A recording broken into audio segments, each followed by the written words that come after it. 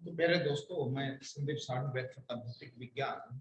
आज हम प्रतिरोध और प्रतिरोधकता पर ताप का कैसे प्रभाव पड़ता है उसके बारे में हम जानने की कोशिश करेंगे। कोई भी एग्जाम दे, हर एक एग्जाम के लिए काफी इंपॉर्टेंट टॉपिक है और यहाँ से क्वेश्चन जनरली पूछा जाता है। तो हम इसके बेसिक कंसेप्ट को जानने की कोशिश करेंगे कि ऐसा होता क्यों है और ये है क्या चीजें। तो देखिए, हम मान लेते हैं कि एक चालक तार है आपका, कोई भी एक तार ले सकते हैं आप। जब भी आप कोई चालक तार लेंगे तो इसमें मुक्त इलेक्ट्रॉनों की संख्या ज्यादा होती है, यानी इसमें जो आवेश वाहक हैं वो मुक्त इलेक्ट्रॉन होते हैं और ये मुक्त इलेक्ट्रॉन निरंतर कंपन करते रहते हैं सभी संभव डायरेक्शन में।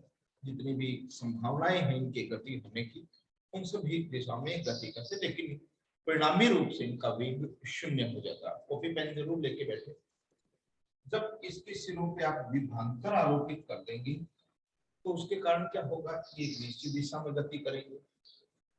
तो जब एक निश्चित दिशा में गति करेंगे तो धारा का प्रवाह होगा। ये कंसेप्ट हम ऑलरेडी पढ़ चुके हैं और उससे हमने एक रिलेशन बनाया था कि प्रतिरोध का जो रिलेशन था वो था m upon n e square tau l upon e, और जो प्रतिरोधकता का बनाया था वो था m upon n e square tau. ये हमने अपोहा वेग के कारण पढ़ लिया। आज हम चाहते हैं कि ताप का प्रभाव अब ये हटा दीजिए, क्योंकि जब हमने विद्युत क्षेत्र आरोपित किया तो ये हमें रिलेशन मिल गए थे। जब हम इसको गर्म करते हैं यानी इसके ताप में वृद्धि करेंगे, ताप में वृद्धि, और जब ताप में वृद्धि करेंगे तो इन इलेक्ट्रॉनों की तापीय ऊर्जा बढ़ जाएगी। इसके कारण क्या होगा, तापीय ऊर्जा का मान बढ़ जाएगा। वास्तव में क्या हुआ है, आप एक माध्यम है जिसके माध्यम से हमने इनकी ऊर्जा को बढ़ाया है। जब तापीय ऊर्जा में वृद्धि होगी तो इनके कंपन बढ़ जाएंगे, कंपनों का आयाम ये बढ़ जाएगा। कंपनों का आयाम का मतलब क्या हुआ कि अगर मान लीजिए किसी इलेक्ट्रॉन का कंपन क्षेत्र इतना सारा है, ये इतने पार्ट में कंपन करते हैं, जैसे ही ऊर्जा बढ़ेगी तो इनका आयाम ऐसे बढ़ जाएगा, और ज्यादा ऊर्जा बढ़ेगी तो और ज्यादा आयाम बढ़ेगा। इसको बोलते हैं आयाम, यानी समय अवस्था के इर्द गिर्द कितनी अधिकतम दूरी ये तय कर पाते हैं उसको इसका आयाम बोलते हैं। तो इसमें कंपनों का आयाम बढ़ेगा। अगर मान लीजिए ये इलेक्ट्रॉन कंपनों का आयाम इतना ज्यादा बढ़ा दे तो इसमें जिन इलेक्ट्रॉनों से इसकी टकरार होनी है, या इस जो हमारा चालक है इसका अन्य पदार्थ है उससे जो टक्कर होनी है उसकी संख्या बढ़ जाएगी। इससे क्या हो जाएगी, टक्करों की संख्या बढ़ेगी, टक्करों की संख्या बढ़ जाएगी। और विश्रांति काल जो है, विश्रांति काल वो कम हो जाएगा। तो ये इस तरीके से ये प्रभावित करता रहेगा। और जैसे ही विश्रांति काल कम हुआ तो हमें पता है कि प्रतिरोध भी विश्रांति काल के समानुपाती है और प्रतिरोधकता भी विश्रांति काल के व्युत्क्रमानुपाती है। ये जैसे ही कम होगी तो ये दोनों के दोनों क्या हो जाएंगे, बढ़ जाएंगे। इसका मतलब ये हुआ कि इन इलेक्ट्रॉनों के प्रवाह में रुकावट बढ़ जाएगी। क्या हो जाएगी, रुकावट या बाधा, वो क्या हो जाएगी, बढ़ जाएगी। और किसी भी आवेश वाहक के पथ में या उसके गमन में, उसके प्रवाह में किसी भी प्रकार की कोई रुकावट या बाधा उत्पन्न होती है तो उसी को हम क्या बोलते हैं, प्रतिरोध बोलते हैं। कल क्लियर हो जाएगा कंसेप्ट। इस तरीके से हम चलेंगे, हम इसको समझने की और अच्छे से कोशिश करते हैं कैसे हम इसको लिखेंगे, ये हम जानने की कोशिश करेंगे। तो कैसे लिखेंगे हम, यहाँ लिखेंगे कि हम जानते हैं कि हम जानते हैं कि पदार्थ या प्रतिरोधकता, प्रतिरोधकता वो क्या होती है, ये लिख रखा मैंने, m upon n e square tau. ये होती है प्रतिरोधकता। का सूत्र जो है यहाँ क्या है, ये चीजें इनको लिख लेते हैं। यहाँ m इलेक्ट्रॉन का द्रव्यमान, इसको बता देता हूं, लिखेंगे इलेक्ट्रॉन का द्रव्यमान। क्या है ये, हमें इनका पता होना चाहिए। हालांकि हमने मेरे पिछले वीडियो में जाके देखेंगे ये बनाया था हमने, लेकिन यहाँ हमें ये जानने की कोशिश करनी है कि इस आर्टिकल को लेके चले। n क्या है, इलेक्ट्रॉन घनत्व, इलेक्ट्रॉनों का, यानी ये कह सकते हैं एकांक आयतन में उपस्थित इलेक्ट्रॉन। ई क्या है, एक इलेक्ट्रॉन पर आवेश की मात्रा, पर आवेश की मात्रा, और ताऊ है विश्रांति काल, विश्रांति काल यानी जिसको हमने औसत समय कहा था। ये यहाँ चीजें हैं सारी की सारी। हम प्रतिरोधकता के पहले प्रभाव पढ़ लेते हैं, बाद में प्रतिरोध को देखते हैं। पहले प्रतिरोधकता के प्रभाव देखते हैं, टॉपिक दोनों साथ में है। हम पहले सिर्फ प्रतिरोधकता की बात करें। पहले पढ़ेंगे हम नंबर 1 चालकों पर, चालकों की प्रतिरोधकता पर, प्रतिरोधकता पर ताप का प्रभाव, ताप का प्रभाव। पहला हम ये पढ़ेंगे जो हमारे चालक होते हैं इन पर क्या प्रभाव पड़ेगा। यहाँ देखो कि चालकों के लिए, चालकों के लिए m, e, n का मान निश्चित होता है या नियत होता है। देखिए आप इस बात को ध्यान रखें कि m तो वैसे ही नियत है, क्योंकि m का मान कितना होता है, मैं यहाँ लिख भी दूं, m का मान होता है 9.1 10 की -31 केजी। e का मान वैसे ही नियत होता है 1.6 × 10⁻⁹ कूलम। ये दो तो नियत ही रहेंगे, लेकिन जब हम चालकों की बात करेंगे, धातुओं की बात करेंगे, तो उनके एकांक आयतन में इलेक्ट्रॉनों की संख्या भी नियत होती है। अर्थात हम ये कह सकते हैं कि एक निश्चित धातु में उसके इलेक्ट्रॉन घनत्व का मान भी नियत रहेगा। तो ये सारी की सारी नियत हो जाएंगी। तब तो प्रतिरोधकता किस पे निर्भर करेगी, प्रतिरोधकता निर्भर विद्युत क्रमानुपाती है ताऊ के ऊपर, यानी विश्रांति काल के ऊपर। इसको समीकरण 1 नाम दे दिया हमने। अब हम क्या करेंगे, ताप बढ़ाएंगे। जब चालकों के ताप में वृद्धि की जाती है, तो उसमें उपस्थित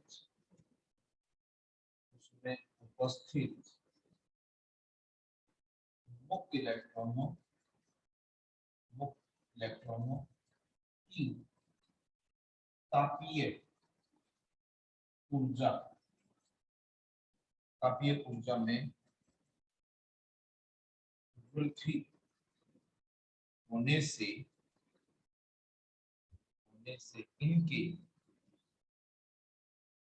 इनके कंपन के आयाम का मान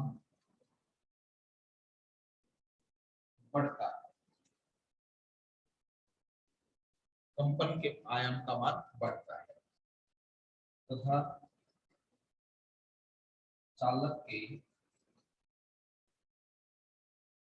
एक सिरे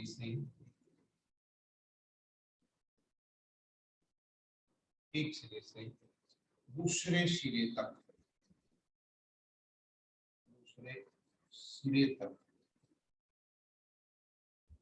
जाने में लगा औसत समय औसत समय घट जाता है।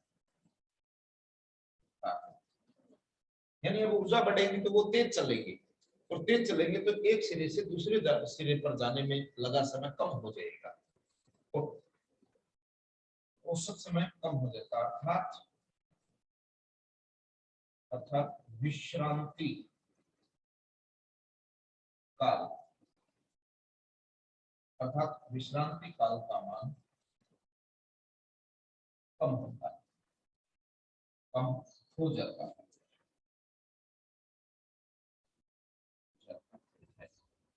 अब विश्रांति काल का मान जैसे ही कम होगा तो समीकरण एक से प्रतिरोधकता का मान,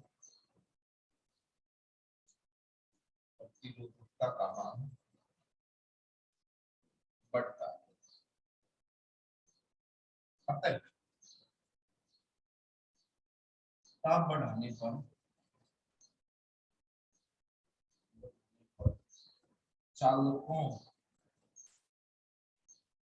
चालकों की प्रतिरोधकता बढ़ती, समझ में आ जाएगा। यानी टेम्परेचर को अगर बढ़ा दिया जाए तो विश्रांति काल घटेगा और प्रतिरोधकता बढ़ेगी। नोट कर लें इसको, बहुत इंपॉर्टेंट है, पेपर में पूछे जाने वाले क्वेश्चन हैं। ये पूछे जाएंगे कि ताप बढ़ाने पर चालकों की प्रतिरोधकता पर क्या प्रभाव पड़ेगा, तो हम आसानी से बता सकते हैं इस थ्योरी को लिख के। क्लियर है? स्क्रीनशॉट ले लें इसका। अब मैं दूसरे पदार्थों के लिए बात करता हूं। अब हम लेते हैं नंबर 2 पे उचालक। नंबर 2 पे लेते हैं उचालकों के लिए, उचालकों के लिए, उचालकों के लिए का मतलब हो गया अचालकों के लिए, यानी जिनमें चालन नहीं होता। तो हम यहाँ लिखेंगे उचालकों के लिए। जब हम उचालकों की बात करते हैं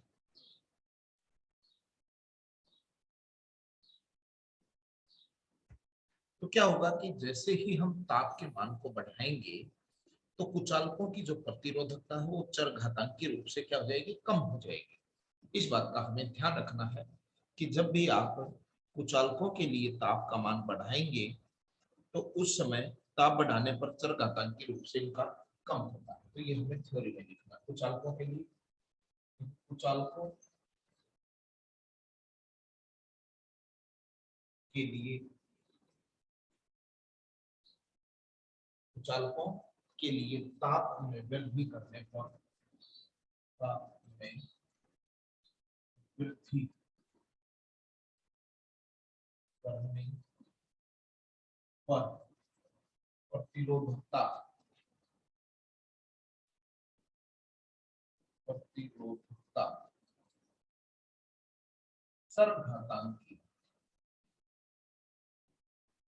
चरघातांकी रूप में घटती है। चरघातांकी रूप में क्या हो जाएगी, कम हो जाएगी। और आप ये भी ध्यान रखें कि परम शून्य ताप पर इनकी चालकता का मान शून्य हो जाता है। ये इंपॉर्टेंट बात है, मैं अलग से लिखूंगा, ये इंपॉर्टेंट बात है। कई बार क्वेश्चन ऐसे ही बनता है कि परम शून्य ताप पर,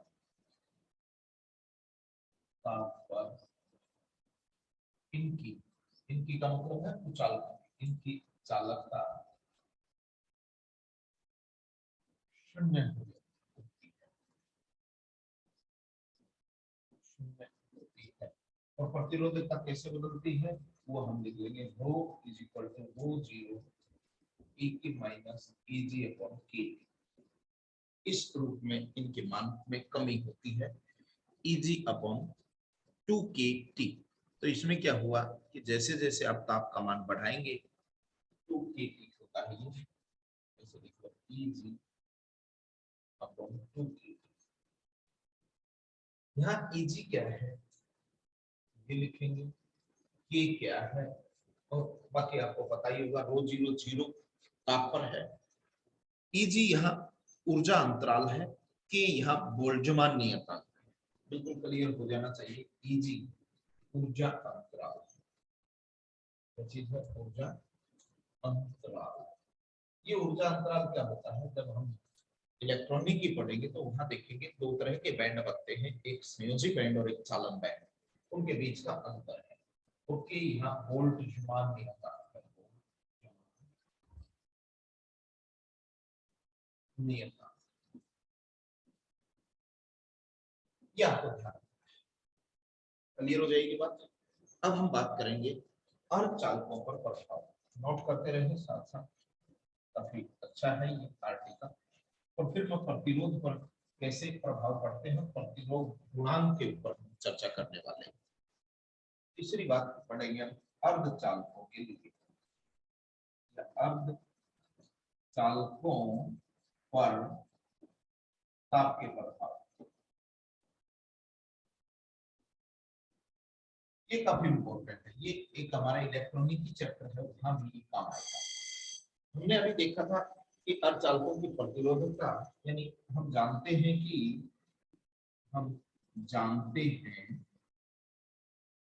कि प्रतिरोधकता का जो सूत्र था m/n/e² टाउ। ये हमने प्रतिरोधकता का सूत्र देखा था। अर्धचालकों के लिए, अर्धचालकों के लिए m व e के मान नियत रहते हैं। ये तो नियत रहेंगे, परंतु n व टाउ के मान ताप परिवर्तन से परिवर्तित होते हैं। ये मान बदल जाएंगे, परिवर्तित होते हैं। जैसे ही आप ताप बदलेंगे तो इनके मान भी बदल जाएंगे। तो हमें हमारे पास दो वेरिएबल हो गए, एक तो रो व्युत्क्रमानुपाती n हो गया, कोमा एक रो व्युत्क्रमानुपाती टाउ हो गया। दो चीजें हो गया। ये पहला भाग है, ये दूसरा भाग है। अब यहाँ लिखेंगे अर्धचालकों का, अर्धचालकों का ताप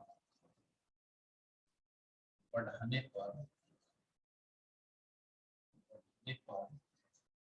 ये बात सही है कि जैसे ही आप ताप बढ़ाएंगे तापीय ऊर्जा बढ़ेगी। बढ़ाने पर मुक्त पर तापीय ऊर्जा बढ़ती है। ये देखिए तापीय ऊर्जा बढ़ती है, जिससे जिससे अर्धचालकों के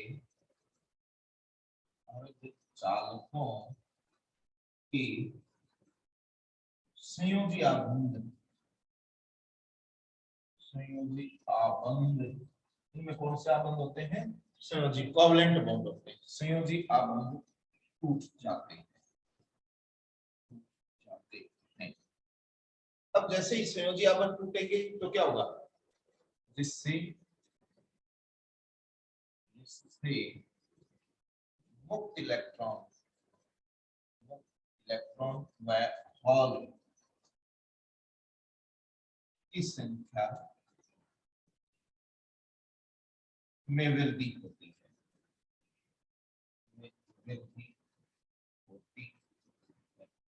देखिए ये होल क्या है?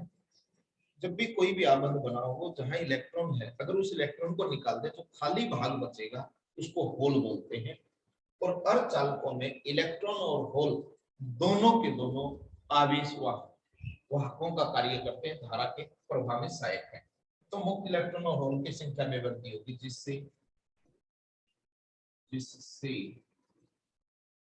n का मान तेजी से बढ़ता है, तेजी से बढ़ता है। परंतु ताप बढ़ाने पर, ताप वृद्धि होने पर से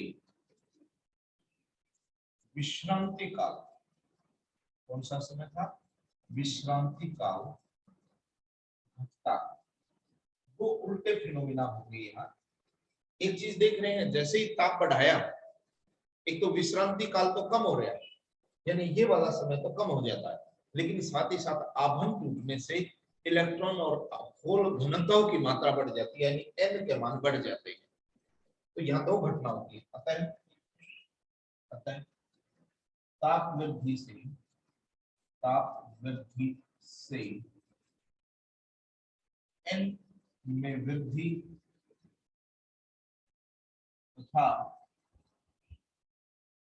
तथा टाउ में कमी होती है।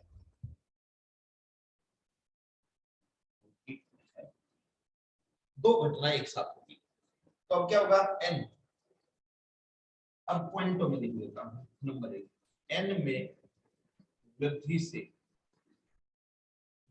से rho का मान कम होता है, जबकि टाउ में कमी से rho का मान बढ़ता है। बट दो अपोजिट फिनोमिना है। अब क्या होगा, परंतु मैं ऊपर से हटा के ऊपर लिखूंगा इसको, ये आपने नोट कर लिया होगा। परंतु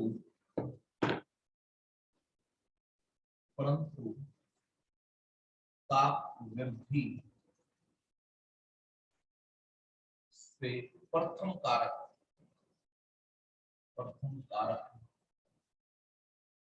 अधिक प्रभावी, प्रथम कारक का मतलब ये वाला, पहले वाला, प्रथम कारक अधिक प्रभावी होता है। अतः परिणाम स्वरूप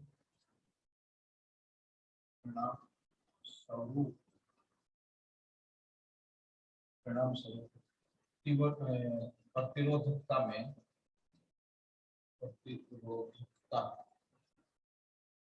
में कमी हो जाती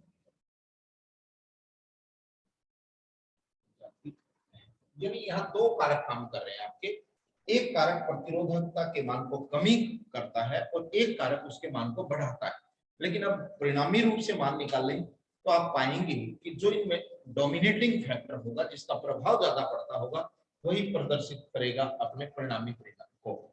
तो यहाँ n के मान में वृद्धि इसको कम करती है, जबकि टाउ में कमी इसके मान को बढ़ाती है। दो विपरीत घटनाएं, लेकिन पहले वाली घटना ज्यादा प्रभावी है, क्योंकि ताप बढ़ाकर हम विश्रांति काल को एक निश्चित सीमा तक कम कर सकते हैं, बिल्कुल जीरो नहीं कर सकते।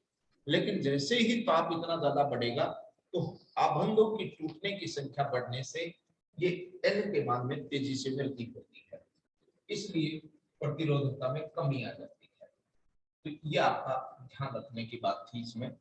तो इनके अगर आप ग्राफों की बात करें तो तीनों के ग्राफ निरंतर रूप से कम होते रहते हैं। सिर्फ धातुओं के लिए या चालकों के लिए ताप बढ़ाने पर प्रतिरोधकता बढ़ती है। ये तो थ्योरेटिकल पार्ट हमने प्रतिरोधकता का प्रभाव पढ़ लिया, और बहुत इंपॉर्टेंट टॉपिक है, इसका स्क्रीनशॉट ले लें आप। अब हम बात करेंगे इसको गणितीय भाषा में, कि गणितीय भाषा में कैसे ये प्रभाव प्रतिरोधों पर चालकों का प्रभाव पड़ता है। हम चालकों के लिए बात करेंगे, क्योंकि हमारा जो ये चैप्टर है चालकों के लिए। प्रतिरोध पर प्रभाव, प्रतिरोध पर ताप का प्रभाव, ताप का प्रभाव। माना T बराबर है 0 डिग्री सेल्सियस ताप पर किसी चालक का प्रतिरोध R0 है। कितना है? आर जीरो है उसका, जो हमारे 0 केल्विन ताप के ऊपर या प्रारंभ में जो हमने ताप लिया है उस ताप पर उसका प्रतिरोध आर जीरो है। ताप बढ़ाने पर, ताप बढ़ाने पर प्रतिरोध का मान, प्रतिरोध के मान में प्रभाव का समीकरण, प्रभाव का समीकरण इस प्रकार निम्न प्रकार है, निम्न प्रकार। और वो समीकरण क्या है? R T is equal to R zero 1 plus alpha T plus beta T और के। ये बहुत ज्यादा हमने टर्म नहीं ली इसके लिए, वैसे आगे भी टर्म आती है इसमें। ऐसे इस तरह का समीकरण प्राप्त होता है। यहाँ अल्फा व बीटा क्रमशः तापीय गुणांक है, तापीय गुणांक है।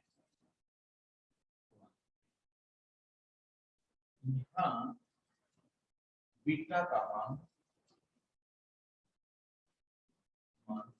अति अल्प है, तब ये समीकरण आपका आर टी बराबर है R zero into 1 plus alpha T, क्योंकि कुछ पद है वो हम नेग्लेक्ट कर देंगे। और यहाँ पाएंगे कि आर टी बराबर है R zero plus R zero alpha T, और यहाँ इसको इधर ले आओ तो R T minus R zero is equal to R zero alpha T, और इसको भी डिवाइड कर लो तो R T minus R zero upon R zero T बराबर है अल्फा। ये आपका एक समीकरण मिल जाएगा। ये कह सकते हैं या अल्फा बराबर है R T minus R zero T हटा, इसको हम बोलते हैं तापीय गुणांक। तापीय गुणांक,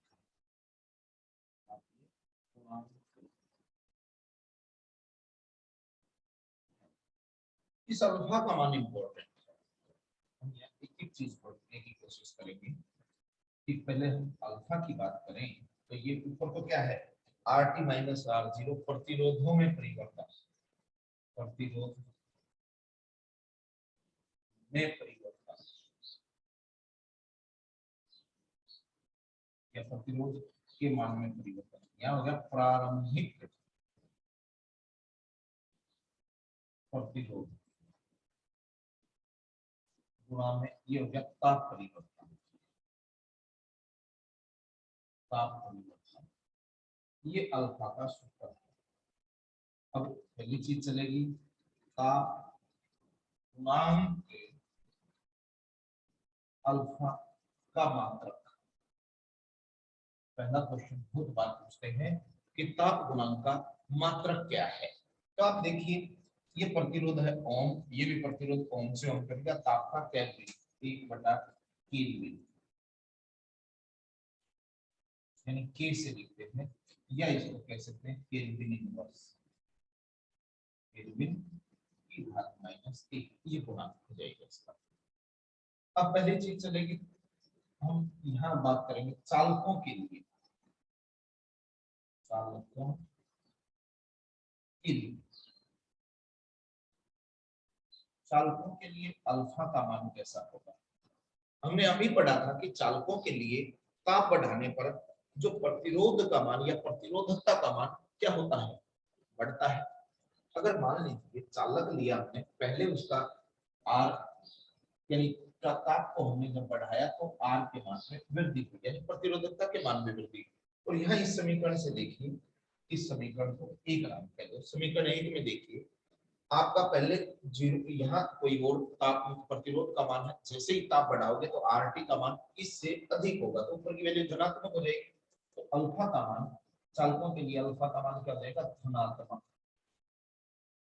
ऋणात्मक, अर्थात ये कह सकते हैं चालकों के लिए ताप बढ़ने पर प्रतिरोध बढ़ता है, प्रतिरोध बढ़ता है।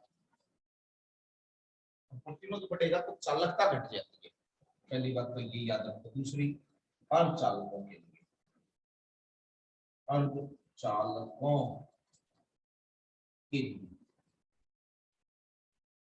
अर्धचालकों के लिए देखो, अर्धचालकों के लिए अल्फा का मान क्या होगा, ऋणात्मक होगा, ऋणात्मक, क्योंकि अभी हमने जस्ट अभी पढ़ा है कि जैसे ही ताप बढ़ाओगे प्रतिरोधकता घट जाएगी। प्रतिरोधकता घटने का मतलब ये हो गया चालकता बढ़ेगी, अर्थात ताप बढ़ाने पर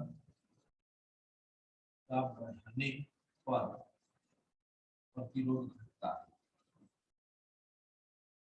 कम होता है। ये आपको ध्यान रखना है। ये था हमारा प्रतिरोध और प्रतिरोधकताओं पर प्रभाव। इसके ऊपर ये इंपॉर्टेंट फॉर्मूला है और इस फॉर्मूले के ऊपर क्वेश्चन आते हैं। अब हम एक दो न्यूमेरिकल करके देखेंगे कि इस फॉर्मूले पे न्यूमेरिकल कैसे आते हैं। देखिए, अब इसका स्क्रीनशॉट ले लें आप, ताकि आप नोट्स बना सकें अच्छे से। देखिए, एक न्यूमेरिकल दे रखा है कि किस ताप पर तांबे के एक तार का प्रतिरोध उसके 0 डिग्री सेल्सियस ताप पर प्रतिरोध का 2 गुना हो जाएगा, और तांबे के लिए प्रतिरोध ताप गुणांक का मान दिया हुआ है। क्वेश्चन इसको कैसे सोल्व करें हम, इसको हम देखते हैं। देखिए क्या दिया हुआ है, अल्फा की वैल्यू दे रखी है आपको, अगर ध्यान हो तो, क्योंकि प्रतिरोध ताप गुणांक अल्फा होता है और इसकी वैल्यू 4 गुना में 10 की माइनस 3 डिग्री सेल्सियस इनवर्स, ये गिवन है हमें। और सर हम क्या जानते हैं कि अल्फा की वैल्यू थी या आर की वैल्यू जान लो कि आर टी ताप पर किसके बराबर था, R0 1 प्लस अल्फा टी, यानी टी का मतलब है ताप में परिवर्तन। और ये क्या कह रहा है, शर्त क्या दी है इसमें, जो 0 डिग्री सेल्सियस पर ताप पर प्रतिरोध था उसका 2 गुना होना है, यानी शर्त क्या दे रखी है इसमें, शर्त दे रखी है कि आर टी का मान 2 गुना है R0 से, तो उस टी को कैलकुलेट करना है, तो टी का मान हमें ज्ञात करना है। तो आर टी की जगह वो रख दो 2R0 बराबर है ये R0 1 प्लस अल्फा टी, ये R0 से R0 कट जाएगा, ये ऐसे कर लो, इसके नीचे आ गया, ये बच गया 2 = 1 प्लस अल्फा टी, और इस 1 को इधर ले आओ तो 2 - 1 = अल्फा टी, 2 में से 1 गया तो 1 = अल्फा टी, और टी निकालना था 1/अल्फा, और अल्फा का मान दिया हुआ है, रख देंगे तो क्या बन जाएगा, तो टी का मान बराबर है 1/अल्फा, हो गया 4 गुना में 10 की माइनस 3, और इसको अगर लिखा जाए तो ये माइनस की 3 ऊपर चला जाएगा, 10 की 3 बटे में 4, और 10 की 3 होता है 1000, तो 4 से भाग दे दो, 4 से काटोगे तो 250 डिग्री सेल्सियस आ जाएगा। तो T = 250 डिग्री सेल्सियस। इस ताप पर आपका जो प्रतिरोध है उसका मान क्या हो जाएगा, 2 गुना हो जाएगा उसके उस मान से जो 0 डिग्री सेल्सियस ताप पर प्राप्त होता है। तो इस तरह का न्यूमेरिकल आ जाए तो आप ऐसे सोल्व कर देंगे उसको, ठीक है।